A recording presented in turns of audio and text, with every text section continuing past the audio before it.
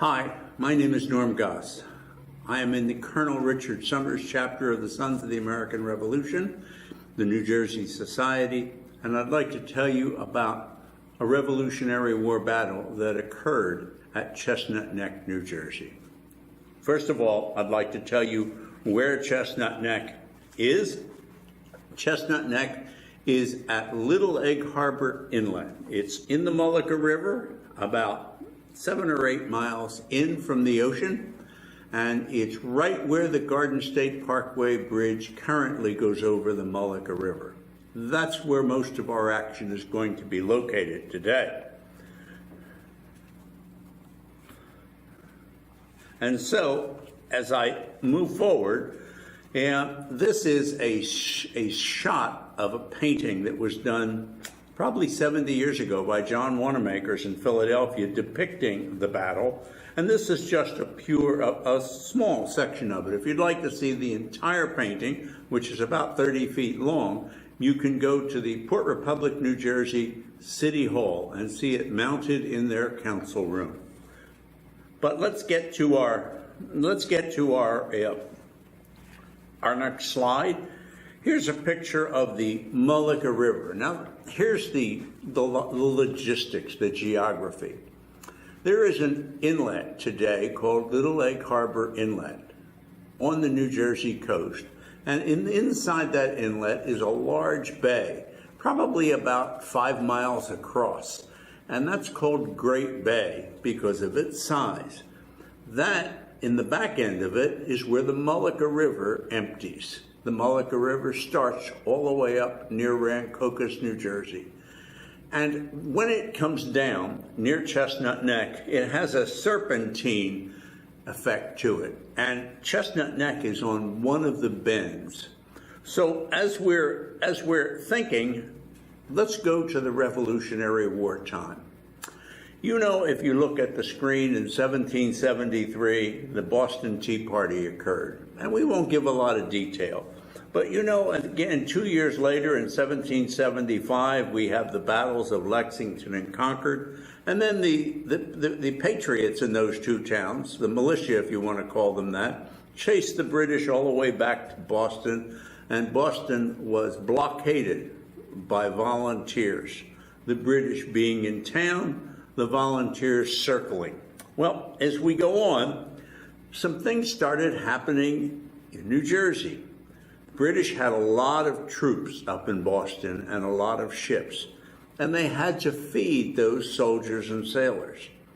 They couldn't feed them in that area because every time they try to go on the land, they'd be attacked by the different militia and armed units. So what they did is they sailed south. And the only place they could find cattle for meat was on the cattle ranches, the summer ranches that were comprised of the barrier islands in southern New Jersey. So they would come down here and they would steal cows. The New Jersey farmers immediately started the Egg Harbor Guard to protect the islands. And then these farmers found a new method of earning money. They would lure the British ships into the sand shoals on the beaches. The British supply ships would get caught. The farmers would take off all the material that they could and ship it up to Washington's army. And the sailors would be traded off with the British for Americans that were captured during the conflict. And this slide simply talks about the fact that this privateering, as it was called, or legalized privacy, was allowed by the United States Congress in its beginnings. And the battalion started taking ships, the first one being the Rebecca and Francis.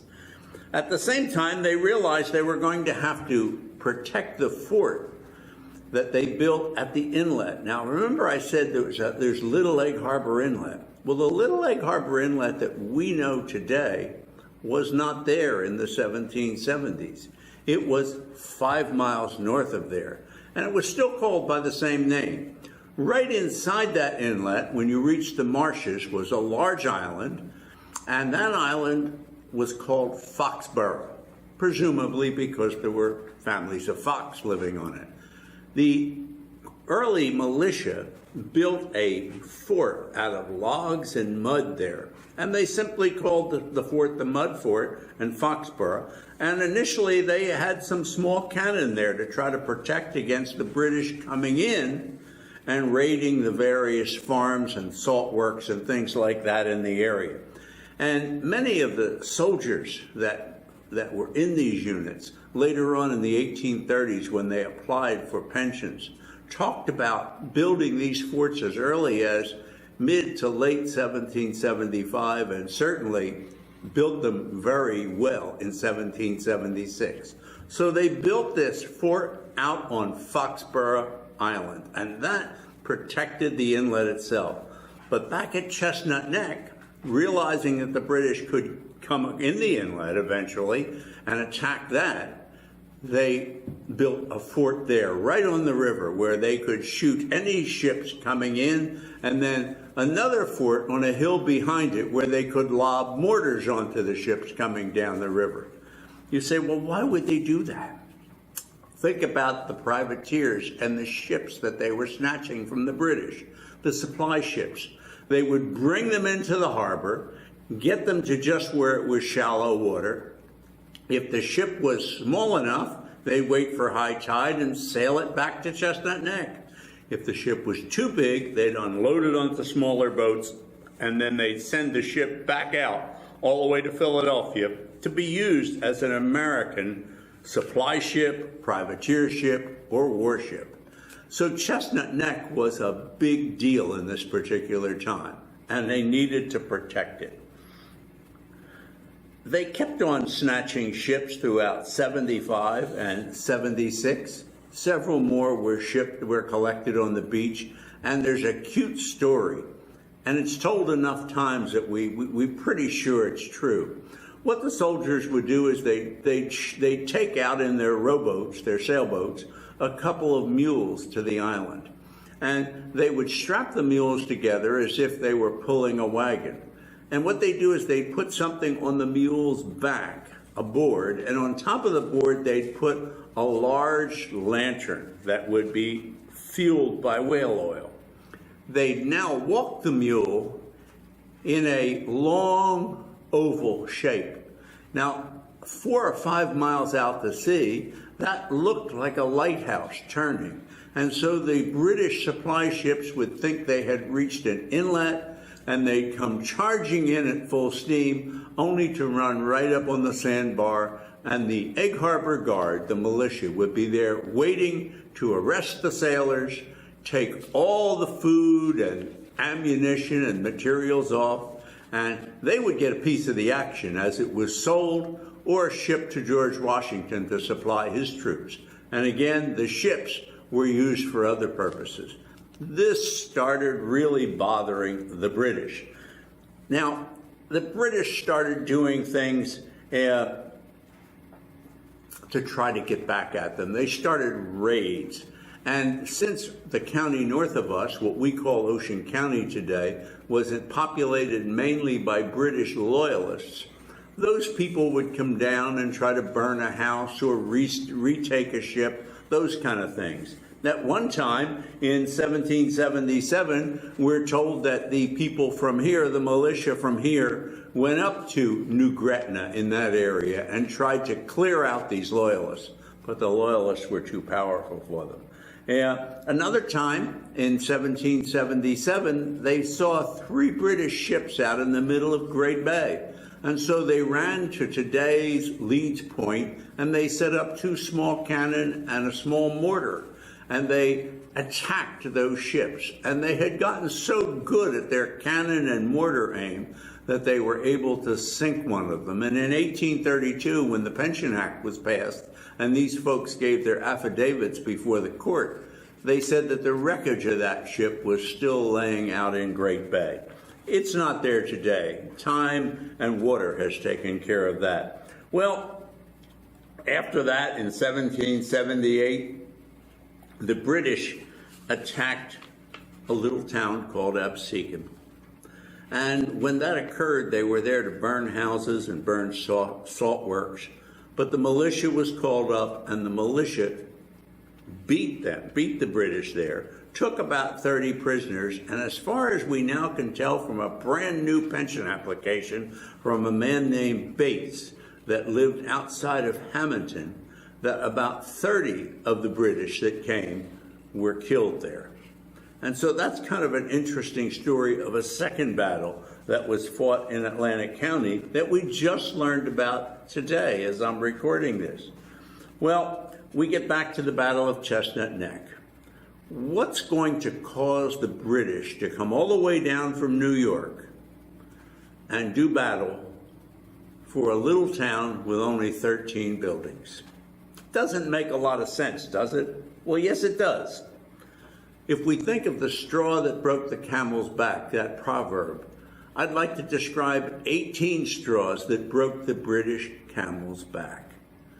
And the reason they broke the British camel's back, if we take 1775, when the war really starts, and now we come to 1778, 3 years later, the British papers tell us that insurance to ship supplies to the New World had tripled because these ships were being taken by the privateers, confiscated, if you will, and sold to fund the American War for Independence. And on this slide, you're seeing quite a few ships. You're seeing that in July, 10 ships were sold at Richard Rescott's house in Mays Landing. They were sold off, not only the ships, but their cargo, and their crews were taken prisoner.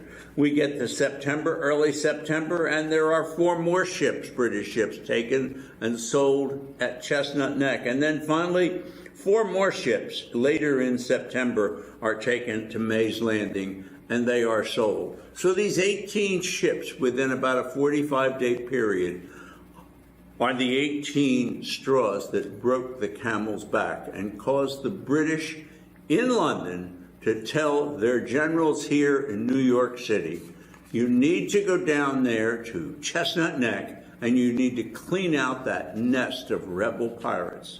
Their exact words for describing the American patriots in this county. Well, how many were there British coming? Well, we're going to see that there were almost 1,700 Army personnel, plus the Navy personnel, and 13 ships. That's an awful lot.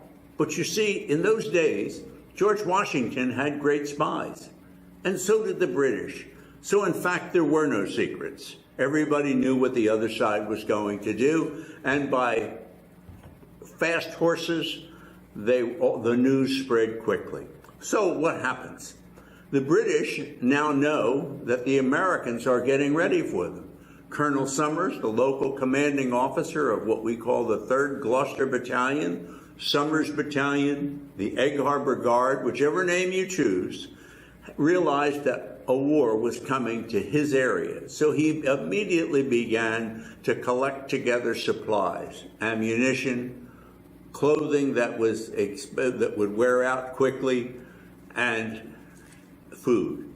The piece of paper that you see before you is a bill where Colonel Summers was buying enough ammunition to defend Chestnut Neck. Now, let's get back to the story itself. In Britain, prices were going sky high. Let's talk about English-speaking people. You know, we English-speaking people don't like prolonged wars. The British didn't like it. In America, think what happened when the Vietnam War stretched out. Think what happened when the wars in Iraq stretched out. The public complained, the merchants complained, prices were going up, and it put pressure on the politicians to stop the war. Well, that's exactly what was happening in 1778 in London. The British Parliament was under pressure to stop this American war. It was costing too much money. And so their idea was, if we could stop the American supply of extra materials, we could stop the war.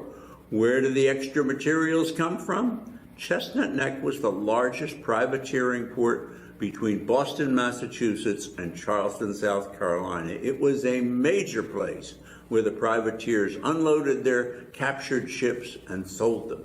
And so the British Admiralty said, attack Chestnut Neck, get rid of that nest of rebel pirates. And the people in New York, the generals said, well, here's what we propose to do. We propose to take this group of ships, 13, a couple large ones, and the rest small, because we're going to have to get through the inlet and get through the bay. We'll take 1,690 troops and we'll go down there. But there's a problem. Now, I want you to look at my hands. Here is Chestnut Neck. Here is New York City. Now let me move my left hand up a little. Here above New York City is George Washington. The British do not want George Washington to be able to get loose from where he is around Bear Mountain and come all the way down to outside of Atlantic City in order to defend Chestnut Neck. So what they did is they took their best general, Cornwallis, and they sent him into New Jersey with thousands of troops to build a wall of armament so Washington could not come down and rescue Chestnut Neck. So instead of just 1,690 troops, another 4,000, 5,000, or 6,000 were used to stop Washington from helping. Well, that's kind of an amazing thing. So the word got out. The British are coming. We're leaving. What happens? In Philadelphia, Benedict Arnold sends troops to defend.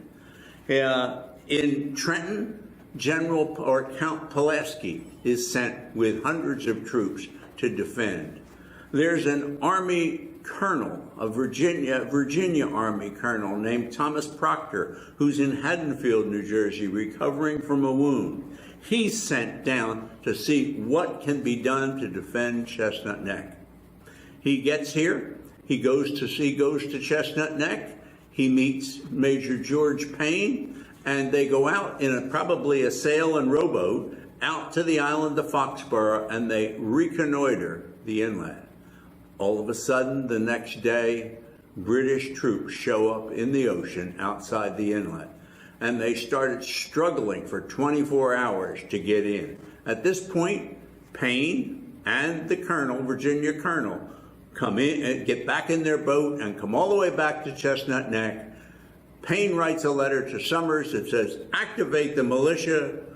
Proctor heads up to Haddonfield to get reinforcements and cannon because he's an artillery commander. And so that's what happens in this particular thing. Generals are writing to generals all the way to Washington saying, Egg Harbor, Little Egg Harbor, the breadbasket for Washington's troops on many days, is going to be attacked. Well, even Benedict Arnold, as I said before he turned to be a bad guy, he got involved and sent a couple of hundred troops down to try to solve the problem.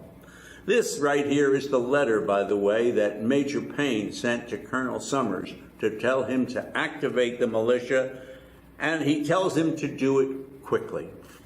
Well, quickly in those days did not happen because there were no telephones, telegraphs, or anything, just horses. And so what happens is Proctor goes back to Haddonfield. That was a day's trip. Gets his men together, and he does not get back by the next day when the British landed. It takes him an extra day. It took an extra day to activate the militia, so there were only a few militiamen there when the British came ashore. Pulaski couldn't get down from Trenton that quickly, and so he got there a day late. So what happens? The British are out at Foxborough, and they are looking at no channels and shallow water, and so they realize they can't get their big ships in. So what they use is their rowboats, if you will. Think of garvies if you're a seashore person. Big garvies that can be rowed. And they row almost 20 miles. But they could only stuff about 500 troops in that particular set of rowboats. So in they come. And if you look at this slide, they come around the Serpentine River. And if you look at the green arrow, you can see where the fort is. As they come down toward the fort, they see cannon, or what they thought were cannon. But they weren't. the cannons had already been sent away up to Red Bank to protect Philadelphia from the British. And so here they are without cannon. So what did they do? They made what they called Quaker cannon, peaceful cannon. They took a pine log, cut the bark off of it, painted it black, and mounted it in the fort wall to make it look like a cannon. Well, it sure faked the British, because the British didn't attack the fort directly. They came just north of the fort where the tip of the green arrow is, right where the Parkway Bridge is today. They disembarked there and they flooded down into this village of 13 buildings, a tavern, a dormitory, and a bunch of storage places. But as they got on land, and as the militia pulled back, because the militia was greatly outnumbered, the British heard that Pulaski was coming from Trenton, that Proctor was coming from Haddonfield, and that Benedict Arnold had sent some troops. And they knew by the next day there would be probably almost 2,000 American militiamen and soldiers surrounding Chestnut Neck. And so the British decided to do their dirty work and be gone. You see, originally they had planned to sail up the Mullica River and destroy the forts and destroy Batstow, where cannonball and cannon were being made. But now they couldn't. So what they did that afternoon is they quickly burned the village to the ground. They realized they couldn't get the ships out of the harbors because they didn't know the channels. And so they burnt their own supply ships. After that, the next morning, they sent some troops over across the Mullica River into what we call New Gretna, and they burned some homes of some people who were loyal to the American cause, destroyed a couple of salt works, and then got back to their ships and took off and got all the way back to the harbor at Foxborough, where they would be safe. At this particular point, the Americans were watching from what we call Leeds Point. If you've ever eaten at the Oyster Creek Inn and looked out over the bay, you were looking from the vantage point of the American militia. And they waited there, and they sent out spies to see when the British would leave. A few of those spies, by the way, were captured. The building's all gone. The ship's all gone. But Chestnut Neck was not all gone, we're going to see. After the battle, the British were gone, and the Americans came back into the village and started to reburn. The ones that were captured were taken up to New York. What were the consequences of Chestnut Neck? One British soldier was shot in the leg. No Americans were wounded. They did what they should have done. They retreated into the bush to avoid the larger British force. And a few were taken captive. Most escaped, but a couple ended up on the Jersey, the prison ship in New York Harbor. How many people were there? That's a hard thing to tell. If you say how many people were there when the British arrived on that late afternoon in October, maybe 100, maybe 150. By the next day, how many people were there? Probably close to 2,000. You had a large portion of the 3rd Battalion was there, about half, which would mean about 200, 250 men. You had the people Proctor brought down with him, that General Benedict Arnold sent, and you had General Pulaski in Burlington County with 800 to 1,000 troops.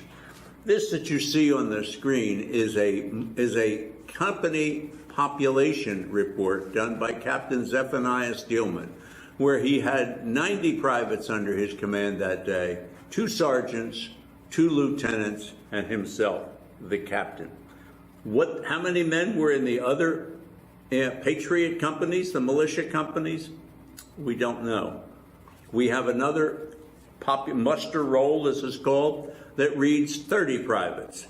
So a company was somewhere between 30 and 90 privates. Let's split it in half and let's say 60. And let's say there were 6 or 7 companies there by the next day. You had about 400 militiamen, almost all the people who lived in Atlantic County. Now, as we go further, we have also found the receipts in various university libraries in their archives showing where Colonel Summers purchased ammunition, where he purchased meat, where he purchased rum and socks for the soldiers, where he purchased corn. Everything was involved. So what happened after the attack? After the attack was over and the buildings were burned and the British left, the Americans there was nothing they could do there. Some were left behind to start building the towns, but the other were all marched down to Summers Point. Evidently, the Americans got word that Summers Point was also going to be attacked. Why? Because British supply ships that were captured were sold there as well. They went to Summers Point and they built a fort, a mud fort with timbers in it on the waterfront, and we know that that was given cannon right away because a couple of the people in their pension applications remember being able to test fire the cannon with Colonel Proctor and get a cannonball to fly from Summers Point all the way to the beach in Ocean City. That's an amazing shot. I suppose they shot it upwards in an arc, and that was how they did it. A week later, the British are all gone, and Colonel Proctor told Colonel Summers to disband the militia for now and put them back on regular duty, which they did. And so people went back to their fishing jobs, to their farming jobs, to their merchandising jobs. But this is really the bottom line. These privateers had captured so many British ships and put such a dent in the British supply line that London actually ordered the attack. Tremendous attack, but it never came off the way it was supposed to. They spent who knows how much money to burn 13 buildings. The colonialists moved back, let the buildings burn, let the British leave, and then went right back a week later and started rebuilding the buildings. And within a month, those privateer ships, those legalized pirates, if you will, were out the inlet and they were capturing more British ships and continued to do so through 1783 until the end of the war. We've made a list of the people we know were at Chestnut Neck. The only evidence we really have are the pension applications. So you see in front of you a list of the names that we know were there. Were there other people there? Of course, but little by little we're acquiring more names. Second of all, we know that people were hurt, not many, but during the whole course of the war from 1775 to 1783, there were people killed, 6 of them killed, that were from Atlantic County fighting. Their names are right here. There were people that were wounded there. 8 of them were wounded. And in that day, to be wounded was probably to be crippled the rest of your lives, as their pension applications attest. There were also some that were made prisoners of war. Some escaped. Some were killed in the process of traveling to the prison ship, and some died in the prison ship, and some were exchanged for British soldiers that were captured by the Americans. So what do we have in the end? We have an area that was used to supply Washington's army with food and supplies in times like the winter at Valley Forge or the following winter at Morristown, the winter before at Morristown, or the winter after in the mountains of northern New Jersey. We find that the British tried to disrupt that, but couldn't. What we find is that one county today, with not that many residents, fielded about 400 plus men for the militia, and those militia took on a large British force, and in their own way, acting as patient guerrillas, ended up defeating them and sending them packing back to New York and continued their attacks on the British supply lines. I hope you enjoyed this presentation of the Battle of Chestnut Neck. If you would like more information, you can contact the Atlantic County Historical Society, or you can contact the Colonel Richard Summers chapter of the Sons of the American Revolution, or the General Lafayette chapter of the Daughters of the American Revolution. It's been great to be with you today. Again, my name is Norm Goss, and I hope you have a wonderful day.